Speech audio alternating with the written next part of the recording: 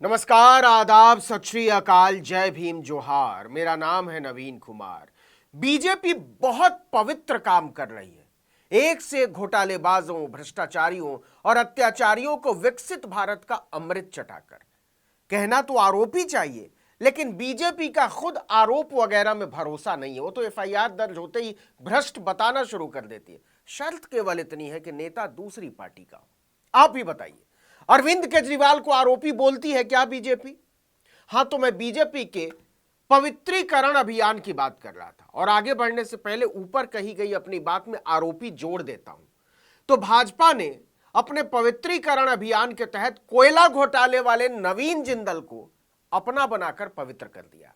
इसके पहले अवैध खनन के 9 मामलों में आरोपी जनार्दन रेड्डी को पवित्र किया था।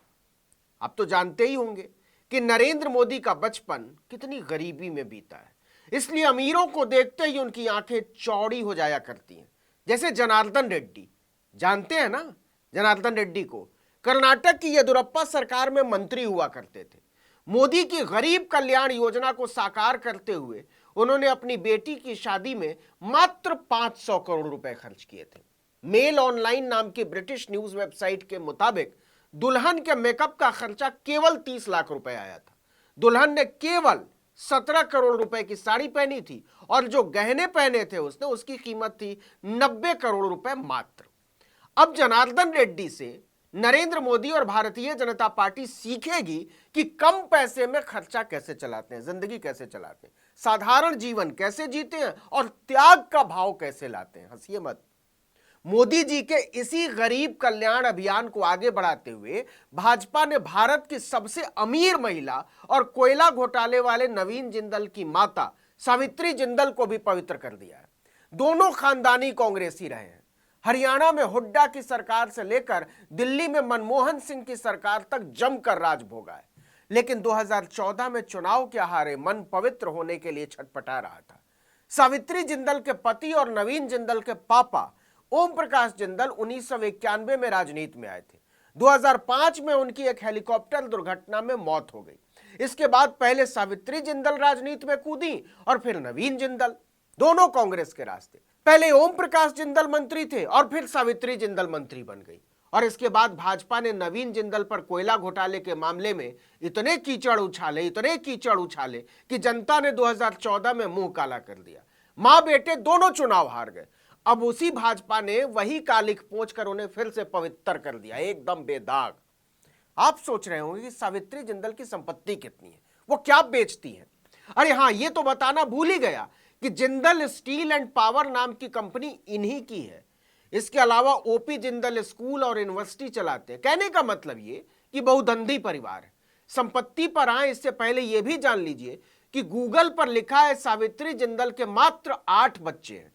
मतलब नवीन जिंदल 8 ही भाई बहन हैं, लेकिन 8 के नाम गूगल को भी नहीं पता। तो भाजपा के कुछ नेताओं पर मुसलमानों के नाम पर जो रह रहकर जनसंख्या नियंत्रण का भूत सवार होता रहता है, उन्हें अपने नए साथी का जरा जोरदार तरीके से स्वागत करना चाहिए। अब जरा जिंदल खानदान का बड़ा दिल देखिए। पत्रकारों से बातचीत में सावित्री जिंदल ने कहा कि बेटे नवीन के भाजपा में शामिल होने का फैसला पूरे परिवार का है। अच्छा, नाम भी मेरा वाला ही रखना था। कांग्रेस से भी कुछ समय पहले चुनाव लड़ने का ऑफर मिला था, लेकिन उस वक्त चुनाव लड़ने का मन नहीं था।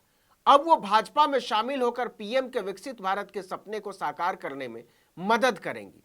अब आइए गरीब लोगों की राजनीति करने वाली भाजपा की नई सदस्य की दौलत के बारे में जान लीजिए। ब्लूमबर्ग बिलियनियर इंडेक्स के मुताबिक जिंदल ग्रुप की अध्यक्ष सावित्री जिंदल की कुल संपत्ति 25 अरब डॉलर यानी 2084 लाख करोड़ रुपए तक पहुंच गई।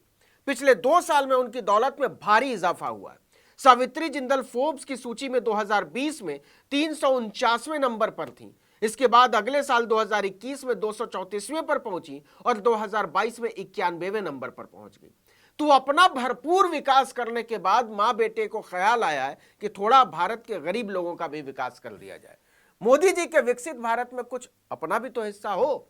अच्छा हां, नवीन जिंदल और आज तक वाले सुधीर चौधरी के बीच भी बहुत तगड़ा वाला याराना है। सुधीर चौधरी को तिहाड़ जेल की यात्रा इन्हीं नवीन जिंदल ने कराई थी। 2012 में तत्कालीन कांग्रेस सांसद एवं जेएसपीएल के चेयरमैन नवीन जिंदल ने दिल्ली पुलिस में रिपोर्ट दर्ज कराई थी कि सुभाष चंद्रा के जी टीवी के वरिष्ठ पत्रकारों द्वारा कोयला घोटाले के मामले में उनसे 100 करोड़ रुपए मांगे गए। तो वो वरिष्ठ पत्रकार अभी आज तक के मालिकों का दुलारा सुधीर चौधरी ही था। नवीन जिंदल ने पट्टे का स्टिंग ऑपरेशन करवा लिया और सीडी दिल्ली पुलिस को सौंप दी। इसके बाद दिल्ली पुलिस ने एफआईआर दर्ज करके सुधीर चौधरी को तिहाड़ जेल भेज दिया। उसी के बाद से उनको तिहाड़ी कहा जाने लगा। इस मामले में जी ग्रुप के मालिक सुभाष चंद्रा भी बुरी तरह फंस गए। इसके बाद दोनों ने एक दूसरे पर मुकदमा करा दिया। नवीन जिंदल को सबक सिखाने के लिए 2014 लोकसभा चुनाव में सुभाष चंद्रा ने कुरुक्षेत्र में डेरा डाल दिया। चैनल तो था ही, नतीजा जिंदल चुनाव हार गए। इसके बाद हिसार विधानसभा से उनकी मम्मी सावित्री जिंदल भी चुनाव हार गई। लेकिन सुधीर चौधरी और सुभाष चंद्रा के खिलाफ मामला इतना संगीन था और सबूत इतने पुख्ता थे कि गर्दन अटकी हुई थी। भाजपा की सरकार आने के बाद दोनों को महसूस हुआ कि लड़ने का कोई फायदा है नहीं, दोनों एक ही टाइप के लोग हैं। नतीजा 2016 में घूस मांगने वाले और घूस मांगने की शिकायत करने वाले दोनों गले मिल गए। गले मिलने के बाद सुभाष चंद्रा ने ट्वीट किया था, मैं खुश हूं कि जेएसपीएल और नवीन जिंदल द्वारा वसूली की जो एफआईआर ग्रुप व उसके संपादकों के खिलाफ कराई गई थी उसे वापस ले लिया है। मैं कामना करता हूं कि नवीन जिंदल अपना जीवन बेहतर करें। और नवीन जिंदल ने ट्वीट किया था कि हमारे बीच जो दूरियां आई हैं वो मिटा ली हैं, अब हम खुश हैं। इसके लिए मैं डॉक्टर सुभाष चंद्रा का धन्यवाद करता हूं। अब भविष्य में सुख शांति बनी रहे। क्या बात है, ऐसे ही नहीं बना होगा डॉट डॉट मौसेरे भाई वाला मुहावरा। और अब तो माशाअल्लाह एक ही पार्टी के सिपाही भी बन गए। लेकिन 12 साल के इस दौर में जी ग्रुप आर्थिक तौर पर और संपादकीय तौर पर बर्बाद हो चुका है, बदनाम हो चुका है और बदहाल हो चुका है। आज हालत यह है कि कंपनी बिकने के लिए बाजार में कटोरा लेकर खड़ी है, लेकिन खरीदार नहीं मिल रहा है। भाजपा के इस पवित्रीकरण अभियान में यह कहानी तो बहुत पीछे छूट चुकी है कि झारखंड में कोयला ब्लॉक के आवंटन में गड़बड़ियों से जुड़े मामले में ईडी ने इन्हीं नवीन जिंदल सहित 15 लोगों के खिलाफ मनी लॉन्ड्रिंग के आरोपों के तहत चार्जशीट दायर कर दी थी। आरोप लगाया था कि जिंदल की company Jindal steel and power limited ने कई और लोगों के साथ मिलकर स्क्रीनिंग कमेटी के फैसले को प्रभावित किया और इसके लिए 2 करोड़ रुपए से ज्यादा की घूस दी। लेकिन आज की तारीख में इसे कौन याद करता है? अरविंद केजरीवाल, मनीष सिसोदिया और संजय सिंह की बनाई जा रही फाइलों के बीच भ्रष्टाचार के दलदल में धंसे पुराने तमाम पापियों को मोदी की पार्टी पवित्र करती जा रही है। और क्या गजब की बात है कि इससे आपको कोई फर्क नहीं पड़ता। लेकिन हमारे जैसे लोगों का क्या, जो इस नक्कार खाने में भी चिल्लाए जा रहे हैं, आईना दिखाए जा रहे हैं।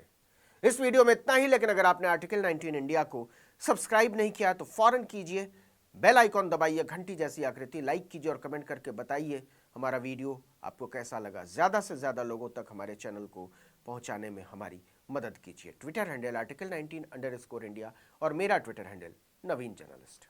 नमस्कार।